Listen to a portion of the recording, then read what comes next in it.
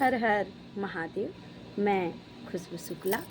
मैं श्री गुरु भोलेनाथ गौरा माता पार्वती के चरणों में प्रणाम करती हूँ। साहब हरिंदर नीलम दीदी के चरणों में प्रणाम करती हूँ। सारे शिव शिष्या शिव भक्ता के चरणों में प्रणाम करती हूँ। अपने गुरु बहन गुरु भाइयों के चरणों में प्रणाम करती हूँ। आप सभी को हमारे चैनल पे आप सभी का स्वागत है। आज मैं आपको शिव चर्चा का एक प्यारा सा गीत सुनाऊंगी। जैसे कि आपको पता है सावन का पावन महीना चल रहा है, तो इसमें एक गुरु बहन अपने घर में शिव चर्चा करवाना चाह रही है।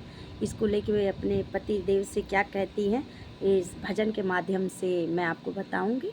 और आप सभी को मेरे चैनल पे स्वागत है। आप सुनिए वो प्यारा सा भजन। अरे सावन के पावन महीना ये राजा हमहू करब शिव चर्चा हो। सावन के पावन महीना ये राजा हमहू करब शिव चर्चा हो। चर्चा के पर्चा छपा द ये राजा हमहू करब शिव चर्चा हो। हमहू कराइब चर्चा हो, हमहू कराइब शिव चर्चा हो। सावन के पावन महीना ये राजा हमहू कराइब चर्चा हो। अरे चर्चा के पर्चा छपा द ये राजा हमहू कराइब चर्चा हो। ई शिव चर्चा में गुरु जी आई हैं, गुरु जी आई हैं, गुरु जी आई हैं। ई चर्चा में गुरु जी आई हैं, गुरु जी आई हैं, गुरु जी आई हैं। संगवा में गौरा मैया हो, संगवा में गौरा मैया हो। चर्चा के पर्चा छपा दा ये राजा हमहू करब शिव चर्चा हो। सावन के पावन महीना ये राजा हमहू कराइब चर्चा हो। हमहू कराइब चर्चा हो, हमहू कराइब शिव चर्चा हो। सावन के पावन महीना ये राजा हमहू कराइब शिव चर्चा हो। ई चर्चा में विष्णु जी आई हैं, विष्णु जी आई हैं, विष्णु जी आई हैं। शिव चर्चा में विष्णु जी आई हैं। साथे में लक्ष्मी मैया हो, संगवा में लक्ष्मी मैया हो। चर्चा के पर्चा छपा दा ये राजा हमहू कराइब शिव चर्चा हो। अरे चर्चा के पर्चा छपा दा ये राजा हमहू कराइब शिव चर्चा हो। सावन के पावन महीना ये राजा हमहू कराइब शिव चर्चा हो। शिव चर्चा में भोला जी आई हैं, शिव चर्चा में भोला जी आई हैं, भोला जी आई हैं, भोला जी आई हैं। संगवा में गौरा मैया हो, संगवा में गौरा मैया हो।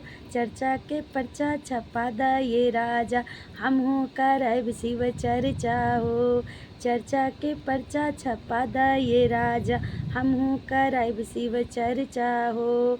सावन के पावन महीना ये राजा हमहू करब शिव चर्चा हो।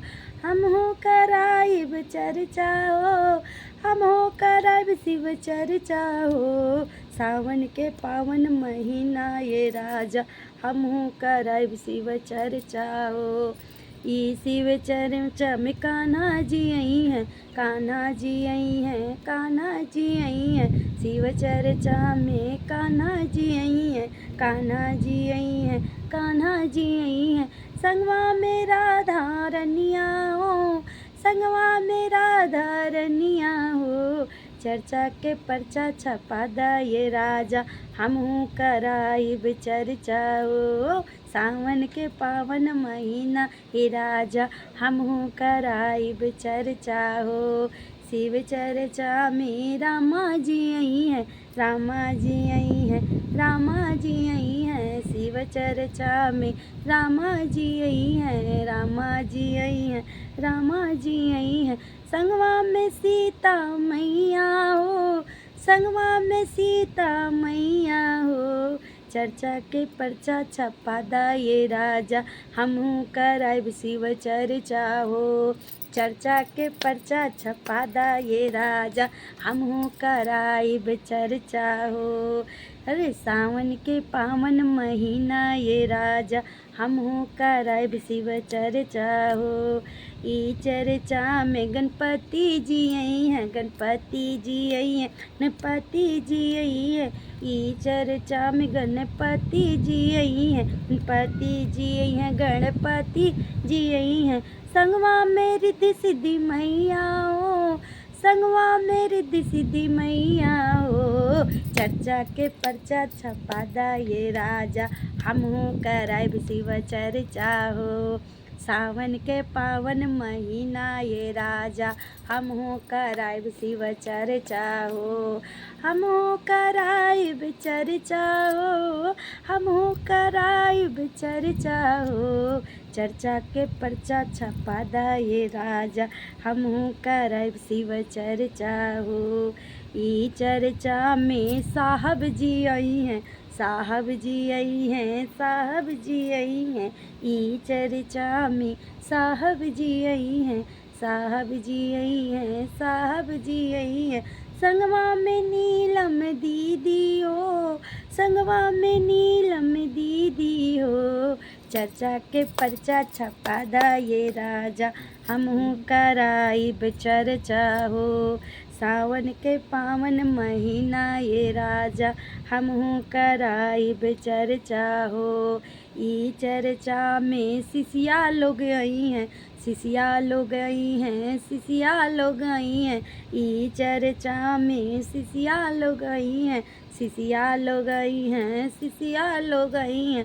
साथे में सारे भगता हो, साथे में सारे भगता हो। सावन के पावन महीना ये राजा हमहू कराइब चर्चा हो। चर्चा के पर्चा छपा दा ये राजा हमहू कराइब चर्चा हो। अरे चर्चा के पर्चा छपा दा ये राजा हमहू कराइब चर्चा हो। अरे सावन के पावन महीना ये राजा हमहू कराइब चर्चा हो। हर हर महादेव।